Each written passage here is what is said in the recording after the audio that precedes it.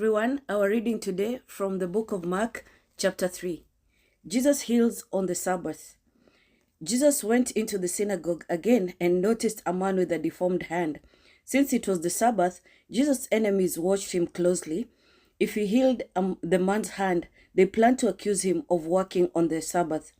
Jesus said to the man with the deformed hand, "Come and stand in front of everyone."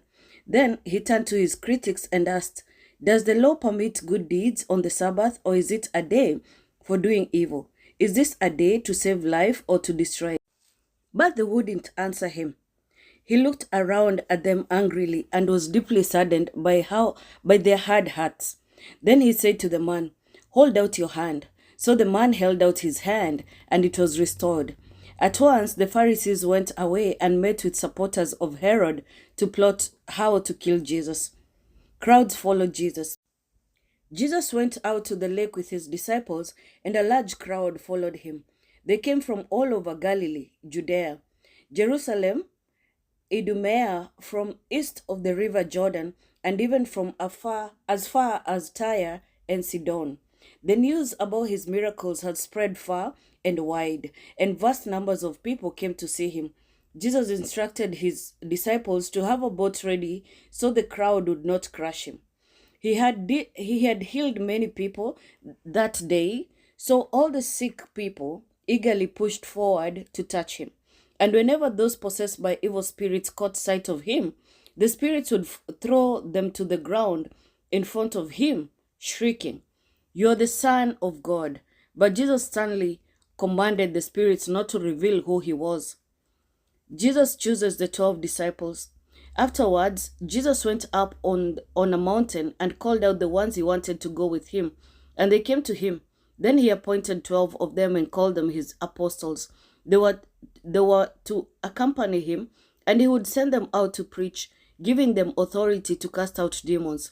These are the 12 he chose: Simon, who he named Peter, James and John, the sons of Zebedee, but Jesus nicknamed them the sons of thunder, Andrew, Philip, Bartholomew, Matthew, Thomas, James, son of Alphaeus, Thaddeus, Simon the Zealot, Judas Iscariot, who later betrayed him. Jesus and the prince of demons. On one occasion, Jesus entered a house and the crowds began to gather again. Soon, he and his disciples couldn't even find time to eat. When his family heard what was happening, they tried to take him away. "He's out of his mind," they said. But the teachers of religious law who had arrived from Jerusalem said, "He's possessed by Satan, the prince of demons. That's where he gets the power to cast out demons." Jesus called them over and responded with an illustration. "How can Satan cast out Satan?" he asked. "A kingdom divided by civil war will collapse. Similarly, a family splintered by a feuding will fall apart. And if Satan is divided and fights against himself, how can he stand?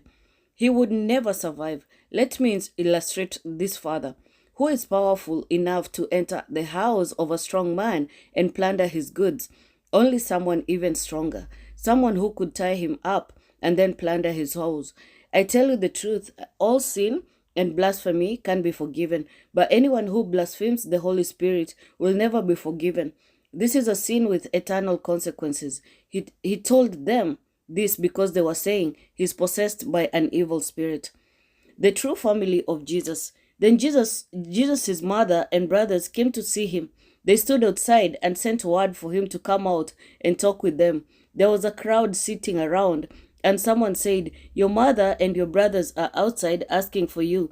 Jesus replied, "Who is my mother? Who are my brothers?" Then he looked at those around him and said, "Look, these are my mother and my brothers. Anyone who does God's will is my brother, sister, and mother."